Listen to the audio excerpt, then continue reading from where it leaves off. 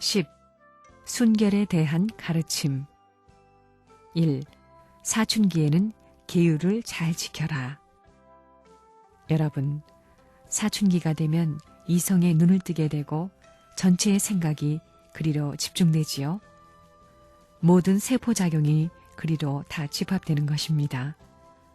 사춘기가 된 청소년들을 보면 눈이 깜짝깜짝하고 오색의 옷을 입고 궁둥이 싸매가지고 다니는 겁니다. 궁둥이 크면 큰일 납니다. 흉이 될까봐 그저 작게 하고 나가다니는 겁니다. 여러분, 사람들에게 있어서 지혜와 모든 육적 작용을 100% 활용할 수 있는 때가 사춘기 때입니다. 세포 전부가 작용하는데 100% 합니다. 그때만이 100% 활용한다는 겁니다. 여자들이 예쁘장한 것, 알록달록한 것을 왜 입으려고 그래요? 그게 전부 다 신호등과 마찬가지입니다. 요즘 세상에는 별의별 바람이 다 부는데 이 천지에서 통일교의 패들은 절대 휩싸여서는 안 됩니다.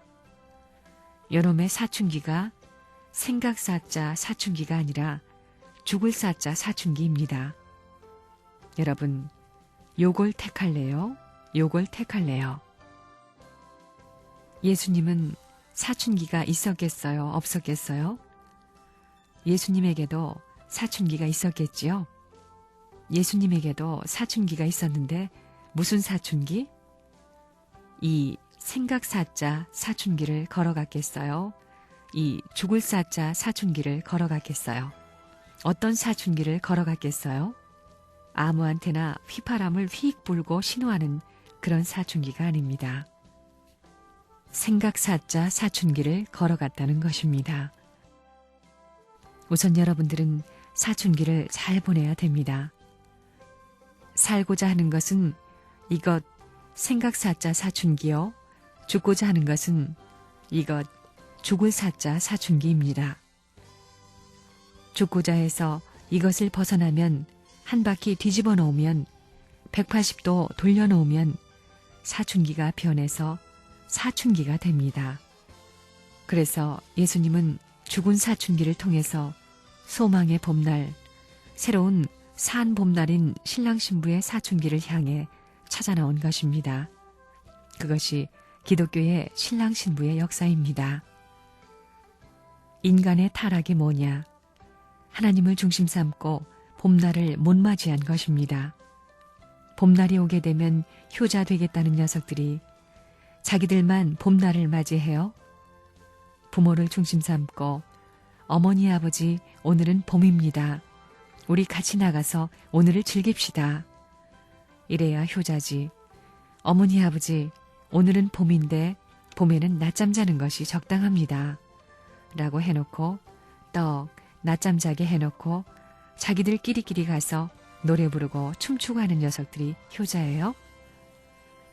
불효자일 뿐만 아니라 때려 죽일 자식입니다. 그렇지요? 타락이 뭐냐? 하나님을 중심 삼아 하나님 편에 있어서는 사춘기로 시작한 것입니다. 죽을 사자 사춘기입니다. 사춘기 역사가 시작된 겁니다. 그렇기 때문에 죽고자 하는 자에게는 봄이 오는 것입니다. 새로운 시대가 오는 것입니다. 이런 노름을 지금까지 해 나오는 것이 기독교 역사입니다. 오늘날 티네이저가 중요하다고 하는데 그게 뭐예요? 이건 뭐 플러스나 마이너스나 어디든지 눈이 뒤집어져 가지고 막 돌아다니려고 한다는 겁니다. 그러므로 사회에 파탄을 가져오고 자기 자체의 파탄을 가져온다는 겁니다. 또 사춘기에는 변하는 때이기 때문에 누가 한마디만 해도 에이 해가지고 전부 다 그렇다는 겁니다. 막 변할 때이기 때문에 막 돌아다니려 하는 것입니다. 그래서 질서를 따라 상황을 바라보면서 가야 된다는 겁니다. 여러분들은 지금 이것을 정리해야 됩니다. 꼼짝도 안 하는 걸 다 정리해야 됩니다. 자, 선악 가운데 악은 뭐냐? 파괴하기 위한 것입니다. 아무런 보호작용이 성립이 안 된다는 것을 알아야 된다는 것입니다. 사춘기 때는 여자나 남자가 위험한 때입니다. 그렇기 때문에 사춘기에 자리를 잘못 선택하면 일생을 망칠 수 있다는 것이요. 잘 선택하면 일생을 흥하게 살 수 있는 것입니다. 그런 문제가 벌어지는 겁니다.